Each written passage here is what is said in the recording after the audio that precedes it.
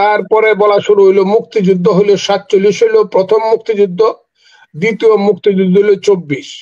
69-এর মুক্তিযুদ্ধ সম্পর্কে তাদেরকে প্রশ্ন করলে তারা বলে ওইটা ইতিহাসের ব্যাপার, ওয়ার অফ সেপারেশন, ওইটাও থাকবে, তবে 47 আর 24-এর মধ্যে না, ওইটাও থাকবে যে আমাদের দেশে এরকম একটা ঘটনা 71 সনে ঘটছিল।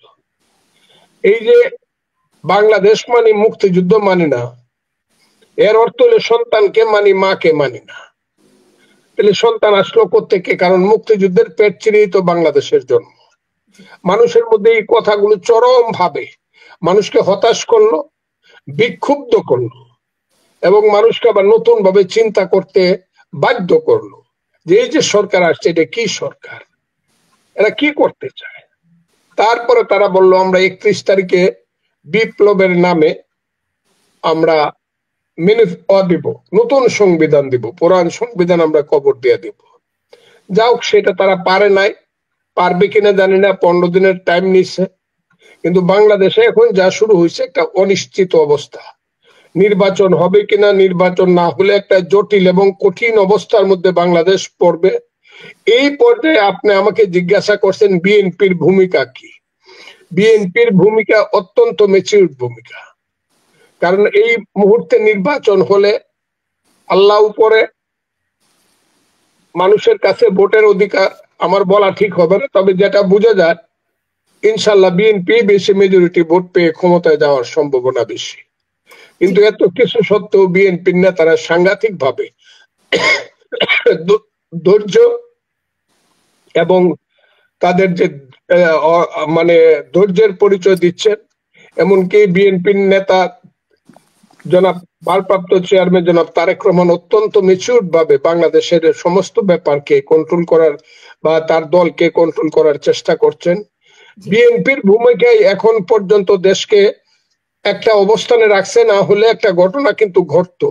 কারণ জামাত, যাকে বিএনপি গত 20 বছর 25 বছর বিশ্বাস করে করে একসাথে রেখেছিল, সেই জামাত যখন একটু নিঃশ্বাস ফেলার সুযোগ পাইলো তখন মনে করলো যে ওই যে মইটা ফেলে দিব, যে মইটা দিয়ে আমরা মানে ছাদের উপর উঠছি, সেই মইটাকে ফেলে দেওয়ার চেষ্টা করলো। জামাত নিজেরা ক্ষমতা যাওয়ার জন্য অনেকগুলা ইনস্টিটিউশন তারা দখল করে বসে আছে। তাদের অর্থবিত্ত কোথা থেকে আসে আমি জানি না, কিন্তু তাদের শক্তি এবং আমি বলবো সামর্থ্য এমন এক পর্যায়ে গেছে এবং তারা এত বেশি উচ্চবিলাসী হয়ে গেছে, এখন জামাত মনে করে ওইসব যারা উপরে বসে আছে ইউনূস সাহেবের নেতৃত্বে যে সভা, মন্ত্রী সভা বলবো না, এটা কি সভা বলবো, উপদেষ্টা সভা বলবো, তাদেরকে ব্যবহার করে জামাত এখন নিজেরা ক্ষমতায় আসতে চায়।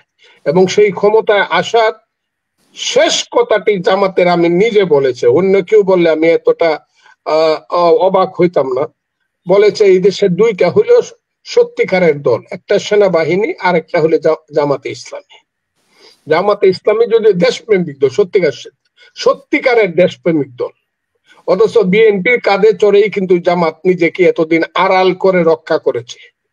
মেঘের আড়ালে থেকে ইন্দ্র যেমন যুদ্ধ করত, জামাত কিন্তু বিএনপির আড়ালে থেকেই যুদ্ধটা করেছে এবং বিএনপিকে ব্লাফ দিয়ে, বাংলাদেশের জনগণকে ব্লাফ দিয়ে এইসব ছেলেগুলাকে সামনে এনে বিভিন্ন ভাবে 5ই আগস্টের মতো যে ঘটনা ঘটিয়েছে, যেটা সারা বাংলাদেশের মানুষ সমর্থন করেছে, বুঝে হোক না বুঝে হোক। কারণ মানুষের একটা প্রতীতি বা বিশ্বাস বা ইচ্ছা বা একটা সাংঘাতিক সিদ্ধান্ত হয়েছিল আজরাইল আসুক কিন্তু হাসিনা যাক।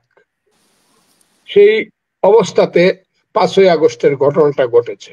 এখন বাংলাদেশের মানুষ খুব একটা অনিশ্চিত অবস্থার মধ্যে। কে এই দেশ চালায়, আল্লাহ চালায় না আল্লাহর আদেশে এই সরকার চালায়, এটা বোঝা যায় না। কোথায় এই দেশের মানুষের বিপদে পড়লে যাওয়ার জায়গা, কোনো কিছুই আর এখন বোঝা যাচ্ছে না।